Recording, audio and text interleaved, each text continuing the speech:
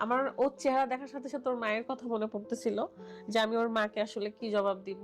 ওর বুকে আমি মাথা দিচ্ছি যে আসলে ওর হার্টবিটটা ছিল কিনা। তো ১ম বার যখন কান দিই তখন পাইলাম ধুক, ধুক, ধুক, ধুক হালকা করে ধুক, ধুক। তারপরে আবার কান দিলাম। তখন মানে আর ছিল না। তারপরে আমি বুঝে গেছিলাম যে ও আসলে আর বেঁচে নাই। আমি আমার শাওনকে বাঁচাতে পারিনি।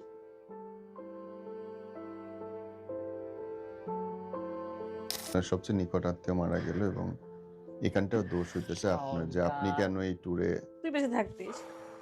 হাত পা ভেঙে যেত। ওকে চিকিৎসা করাতাম বিদেশে যেয়ে। তাও বেঁচে থাকতো। আমি আর কোনোদিনও কক্সবাজারও যাব না। কোনোদিন সাজেক যাব না, কোনোদিন রাঙামাটিও যাব না। বলেন তো এত বেশি আলোচনা সমালোচনা কেন? আপনার নামের সাথে আসলেই মনে হয় যে মানুষের অনেক বেশি অ্যালার্জি। What happening actually? জানি না ভাইয়া ১ম থেকেই যখন আমি আমার ট্রোলিংটা শিকার হয়েছি যে বিষয়টা নিয়ে সেটা হচ্ছে যে মাটির ঘর করে ভিউ কামাচ্ছে, মাটির ঘর করে টাকা ইনকাম করছে। আমি হচ্ছে নওগাঁ জেলার একজন মেয়ে। তো জি। রাজশাহীর ছেলের বউ। জি। তো রাজশাহীতে অনেক কনটেন্ট ক্রিয়েটর আছে যারা অনেক দিন ধরে চেষ্টা করছে কিন্তু কিছুই করতে পারছে না বা হুম, পারেনি বা হুম, হুম। অনেকেই চেষ্টা চালাচ্ছে মোটামুটি করে। জি। তো আমি মাটির ঘর থেকে উঠে এসেছি, এর বউ হয়েছি। যদিও আমার বিয়ের ৪ বছর পর আমার কনটেন্ট ক্রিয়েশনে আসা। কয় তো বছর পরে? বিয়ের ৪ বছর পর আপনার বিয়ে কত সালে? ২০১৬ সালে। আমরা তো জানলাম কয়দিন আগে আপনার বিয়ে তো না আমার বিয়ের প্রায় ১৬ না, আমাদের বিয়ে ১৮ তে না? না? ১৬ এইচএসসি যখন দিই তখন। মানে 18 এর আগে? আপনার হ্যাঁ, বয়স কত ছিল তখন? আমার ১৮ হয়নি তখন। প্রেম রিসেন্ট হয়েছিল করেছি। কেমনে? প্রেম হয়েছিল কেমনে? কলেজে। বলেন না। ৬ মাস করছি। আমি ছিলাম আর্টসের স্টুডেন্ট আর ও ছিল কমার্সের। তো কমার্সের 4 সাবজেক্ট অর্থনীতি। হ্যাঁ। আর আমার মেইন সাবজেক্ট অর্থনীতি ছিল। ওকে।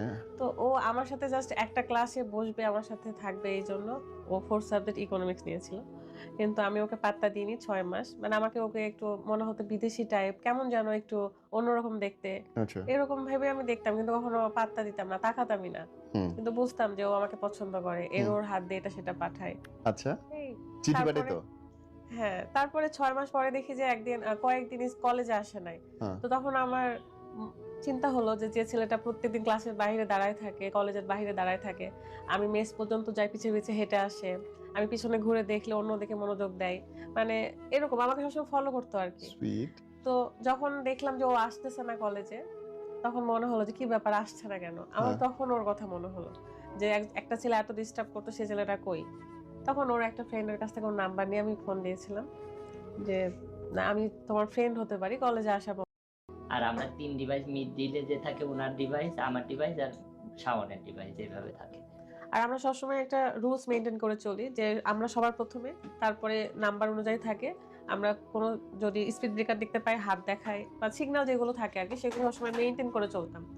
তো ওই সময় যেহেতু একটা গ্যাপ পড়ছে পেট্রোল পাম্পে তো ওরা সামনে গেছে আমরা তো ৩ বাইক পিছনে ছিলাম। তো আমার কাছে ২ টা ৫ এ কল আসে। না, আ না এর ভিতরে যখন আবার আমার ডিসকানেক্ট হয়ে গেল। মানে বারবার করে ডিসকানেক্ট হচ্ছে। তো তারপরে আমি বলছি, "শাওন আছো?" এটা বলার পরে আমার কাছে স্পিড ব্রেকার চলে আসে। আমিও স্পিড ব্রেকারটা খেয়াল করি না। না করে আমার রয়্যাল এনফিল্ড গাড়ি ছিল, তো ওটা তো অনেক ভারী গাড়ি।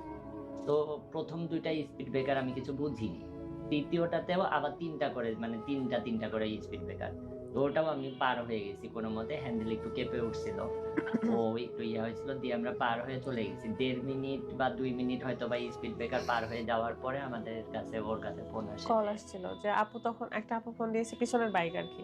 কল দিয়ে বলে, "আপু তাড়াতাড়ি আসেন এখানে পড়ে গেছে মাথা ঘুরে মানে জ্ঞান নাই।" আর আমি আর বুঝতে পারিনি যে কি হইছে। হয়তো কেউ বাইক নিয়ে পড়ছে এরকম। কিন্তু অ্যাক্সিডেন্ট হবে আমার মাথাতেই নাই। হ্যাঁ। পেছনে ৩০ সেকেন্ডের মধ্যে স্পটে চলে আসছি। এসে আমি আমার শাওন আর সোহাগকে খুঁজতেছি। মানে শাওনের সাথে আমার ফুফাতো ভাই ছিল।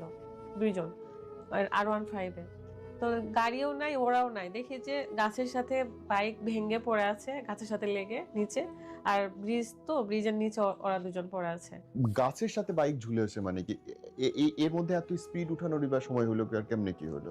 ও হয়তো ৬০-৭০ এ চলছিল। আর স্পিড ব্রেকারে কোনো সাদা দাগ ছিল না ওখানে। ওই স্পিড ব্রেকার আপনি একটু আ কাউকে বললেই বুঝতে পারবেন, ওখানকার লোকেরা বলবে যে ওখানে কোনো সাদা দাগ ছিল না, সিগন্যালও ছিল না যে একটা স্পিড ব্রেকার আছে। তাও সেট হিসাবে। ৩ টা করে। হ্যাঁ, ৩ টা ৩ টা করে একটু পর, পর ছিল। তো যেয়ে দেখি যে বাইকটা পড়ে আছে গাছের সাথে। আর আমি তো মানে আমার মাথা থেকে হেলমেটটা খুলে দেখি যে কাদার উপরে মাটির উপরে শাওন মানে শুয়ে আছে অচেতন হয়ে আর কি, রক্ত মাখা মুখ নিচে? দিয়ে।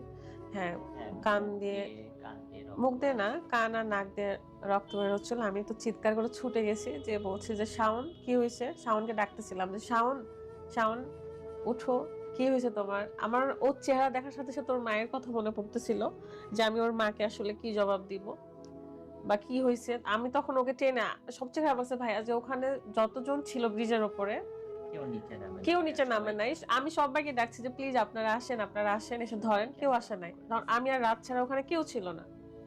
এমনকি সোহাগ নামে যে ছেলেটা ছিল আমার শালা হয়, তো ওর বাইকের পিছনে ও মানে ওইটুক সেকেন্ডের মধ্যে মনে হচ্ছে যে সুস্থ হয়ে ওকে কিন্তু ও হামাগুড়ি দিচ্ছিল, ও হামাগুড়ি অনেক আঘাত দিচ্ছে, পাইছে। গায়ের ব্যথা ইয়াতে মানে পড়ে যাচ্ছে।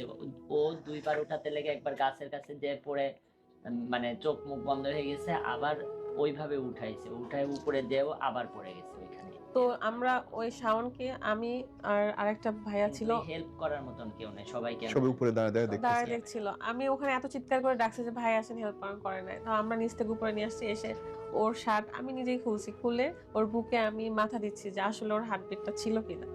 তো প্রথমবার যখন কান দিই তখন পাইলাম ধুক ধুক ধুক ধুক, হালকা করে ধুক ধুক। তারপরে আবার কান দিলাম, তখন মানে আর ছিল না। তারপরে আমি বুঝে গেছিলাম যে ও আসলে আর বেঁচে নাই। দিয়ে চলন্ত অবস্থায় অ্যাম্বুলেন্স আসছে, অ্যাম্বুলেন্সকে থামায় আমরা ওকে উঠালাম। আমি ওকে বারবার তুলে তুলে আমার হাঁটুর উপর রাখতেছিলাম অ্যাম্বুলেন্সের মধ্যে, দিয়ে ওর রক্ত টক্ত আমি সব মুছে দিচ্ছিলাম ওখানে। যে ওর মধ্যে আমাদের টিমমেট গুলো সবাই চলে আসে, বাট ওখানকার একমাত্র অ্যাম্বুলেন্স যে ছিল মানে পরবর্তীতে উনি সবচেয়ে মানে আমাদের জন্য অনেক হেল্পফুল একটা লোক ছিল। অ্যাম্বুলেন্সের মধ্যে আর হার্টবিট ছিল না। শাওনকে আমি বলছিলাম, শাওন ভাই তাকা, তুই তাকা, যাস না আমাদেরকে ছেড়ে, আমাদেরকে ছেড়ে যাস না। আমি তোর মাকে কি জবাব দিব। চিল্লাই চিল্লাই ডাকতেছি, অ্যাম্বুলেন্স চালা বলছে ভাই আপু চিল্লায় না, এখানে আরেকটা রুগী, চিল্লায় না। না পারতেছি চিল্লাইতে, না পারতেছি সহ্য করতে। মানে ওকে কোনো মতো হাসপাতালে নিয়ে গেছে আবার দেখার জন্য যে আমার শাওন বেঁচে থাকতে পারে। হাসপাতালে যে ইসিজির মাধ্যমে আবার জানা যায় যে না, ও আসলে আর বেঁচে নাই। দিয়ে আমরা তো ওখানে মানে চিল্লাচিল্লি শুরু করে দিয়েছি সবাই, আর ওখানেও মানুষ ভিডিও করতেছিল। আমি আমার শাওনকে বাঁচাতে পারিনি।